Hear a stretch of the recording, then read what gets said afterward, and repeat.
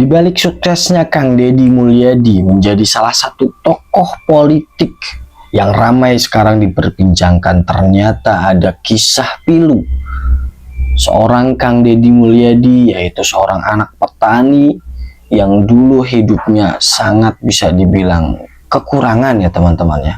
Dan ini semua dibongkar Kang Deddy Mulyadi sendiri ketika di salah satu acara ya teman-teman ya. Ini kita simak dulu videonya bersama-sama. Silahkan. Ibu petani. Anda anak keberapa dari berapa bersaudara? 9. Anak ke-9? Anak ke-9 dari 9 bersaudara. Ayah Anda tentara. Ya. Tapi sepintas saya baca riwayat hidup Anda, kok hidup Anda lebih banyak prihatinnya, lebih banyak susahnya. Anak tentara kok hidupnya susah ya? Ya tentaranya kan sampai 28 tahun. Pangkatnya prajurit kader, palang 3 di sini. Oh, sampai umur berapa tadi? 28. Umur 28 Ya. Sudah nggak jadi tentara lagi? Ya, jadi bapak saya 20 tahun udah bikin anak. 28 tahun Ya. pensiun dengan pensiun atau apa? Pensiun, diberhentikan karena sakit. Kenapa sakitnya? Diracun oleh mata-mata Belanda. Gara-gara dipensiun dalam usia itu akibat diracun oleh mata-mata Belanda ya. Sehingga ayah tidak bisa bekerja dengan baik. Ya. Setelah pensiun apa yang dikerjakan ayah? Ya di rumah.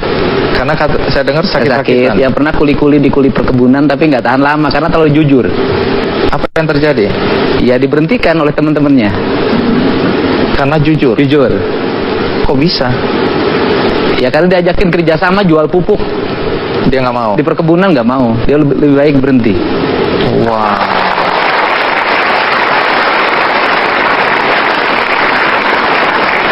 Nah, setelah itu siapa yang mencari nafkah? Iya dari sawah. Ibu saya yang sering ke sawah. Sebagai apa? Iya kadang-kadang kulit tandur. Jadi ibu menjadi Kulit tandur, kadang-kadang nyangkul. sebagai tulang punggung Keluarga. keluarga. Seberapa susahnya sih hidup Anda waktu kecil dulu?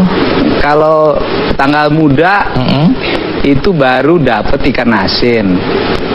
Kalau sudah mulai tanggal 5 ke sana, garam, dikasih bawang, disimpan di keler. Keler itu apa ya? Tempat itu makanan yang dari beling itu, dari kaca. Jadi makan nasi, kalau di atas tanggal 5, lauknya garam, Garam, bawang, pakai bawang segitu aja. Dibagi 9. dibagi 9 anak. Ya. Makanya badannya kurus. Kok bisa hidup Anda ya? Saya juga aneh. Nah, saya dengar untuk menambah lauk Anda cari keong.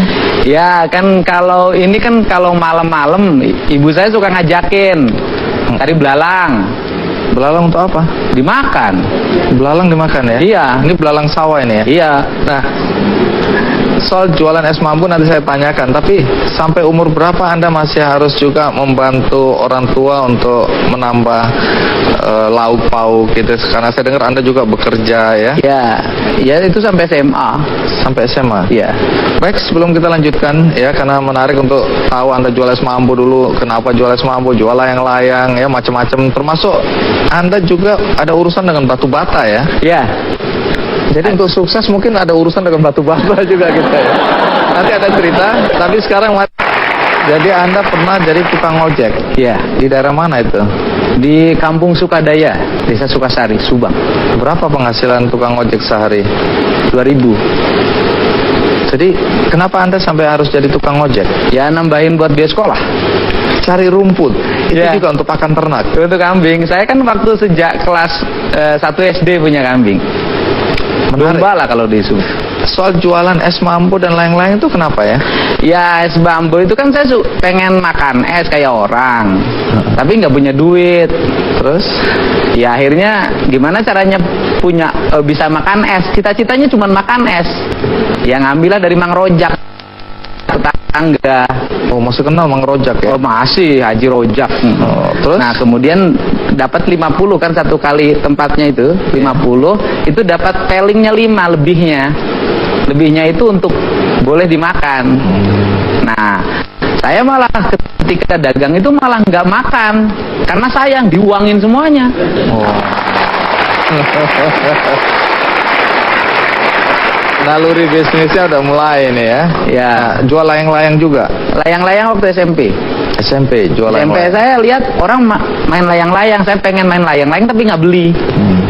Ya coba kita jualin, pinjem uang orang. Kemudian akhirnya ketika sudah beli, sayang juga kalau dipakai main layang-layang. Jual lagi. Jual lagi. Apa urusannya kambing, cincin, dan Ya, orang-orang kan pada punya kambing tuh. Iya. Oh, saya kok nggak punya, gitu kan? Saya pengen juga kayak orang gembala kambing, gembala domba. Kata bapak saya, duitnya dari mana? Punya nih cincin, jual.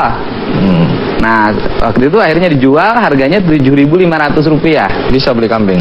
Beli. Tapi gara-gara itu saya dengar keluarga mulai beternak dan Iya, domba saya- menyelamatkan Iya. keluarga Anda. Ya, saya sama kakak saya yang kedua paling gede namanya Kang Ade. Sama ibu saya yang tukang nyabit rumput. Ya, saya tukang ngembala. Dan dari situ beranak dua jadi 40. Oke, domba menyelamatkan keluarga Anda karena saya dengar sekolah apa segala macam dibiayai dari Iya, ternak domba dari itu tadi situ, ya. iya. Jual bata itu bagaimana ceritanya? Ya, bukan jual. Jadi gini, Apa? kan kalau kita suka pengen punya duit juga. Kalau buat hari raya Lebaran kan buat beli baju baru. Iya. Nah, itu saya suka kuli mikul. Kuli mikul. Mikul bata itu kan ngangkutnya jauh tuh, hampir 5 km dari hutan kan, dibawa ke kampung dibakar. Satunya dibayar seperak. Saya bisa bawa 10 biji, 10 perak. Umur berapa itu? Ya, SD lah, kelas 4. Orang tua tahu ini. Tahu. Nah, kemudian uangnya disimpan-simpan. Pekerjaan Anda sekarang apa? Jadi bupati.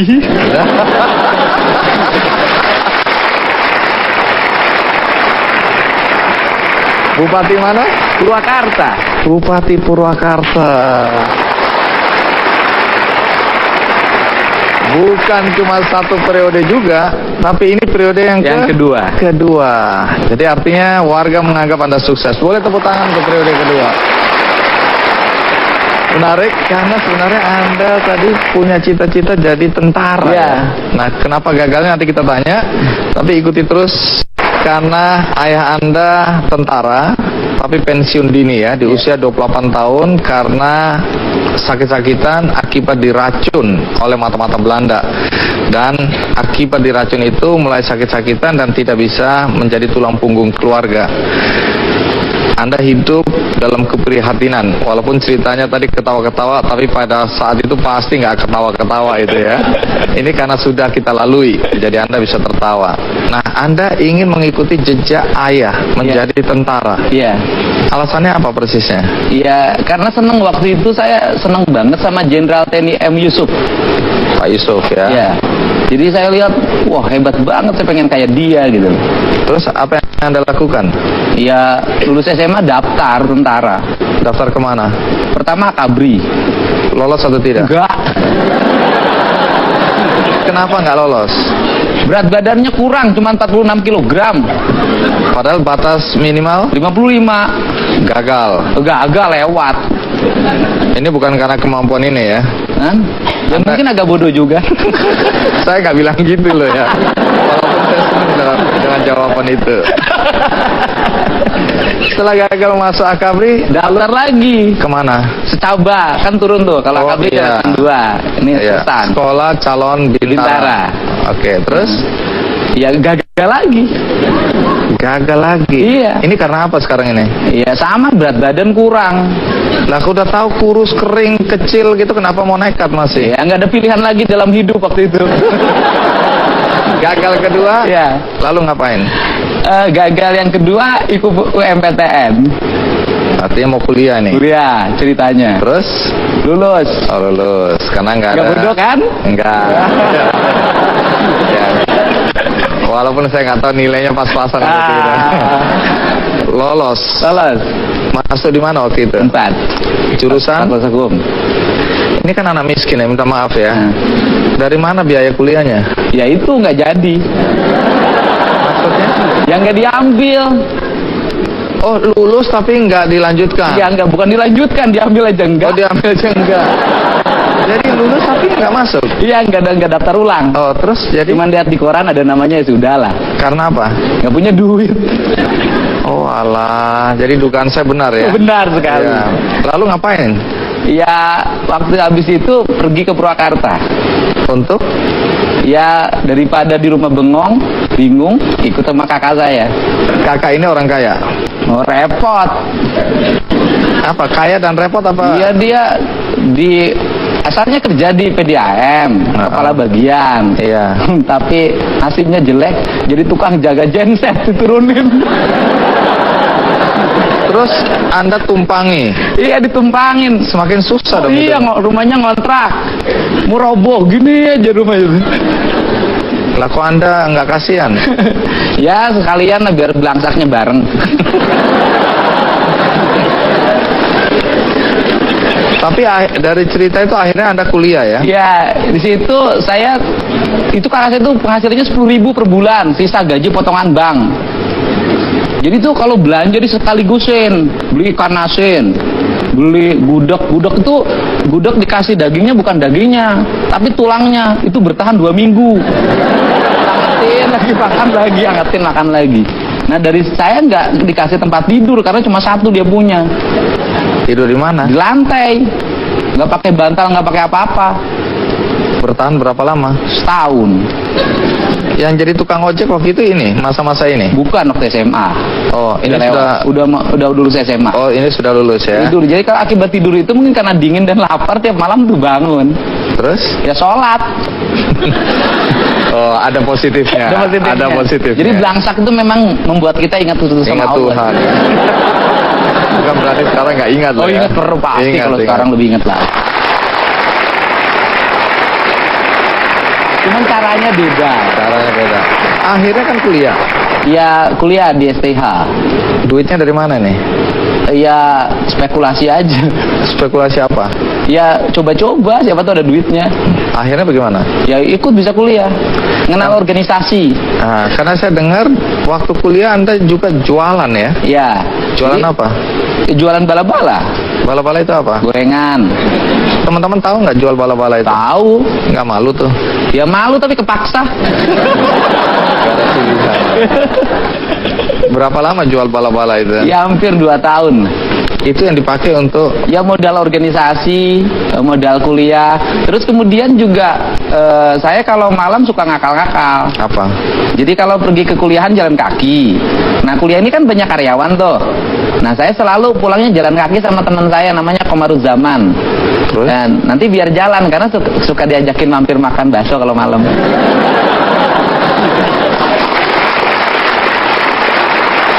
Itu strategi untuk bertahan hidup. Iyalah, Dan- gimana caranya hidup gratis gitu loh. Oke. Tapi memang di masa kuliah saya dengar Anda aktif ya di organisasi Iya, ya. aktif. Organisasi apa aja yang pernah diikuti? Ya, HMI dan Senat Mahasiswa aja. Aktif banget ya. Iya, ya kan ikut mendirikan di Purwakarta karena belum ada waktu itu. Pernah jadi apa? Ketua cabang. Ketua cabang. Iya. Baik.